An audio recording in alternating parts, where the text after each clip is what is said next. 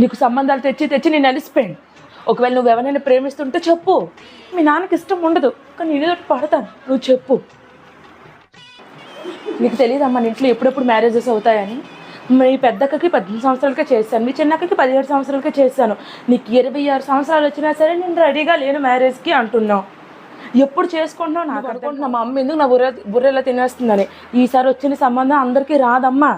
ఆ అబ్బాయికి సొంతగా ఇల్లున్నాయి, భూములు ఉన్నాయి, ఆస్తులు ఉన్నాయి, కారు ఉంది, సొంతగా గవర్నమెంట్ జాబ్ ఉంది. ఇంకేం కావాలి? ఇంక దేనికోసం నువ్వు రెడీగా లేవు. సంబంధాలు చూడొద్దని కూడా అందక్క, చూడమంటది.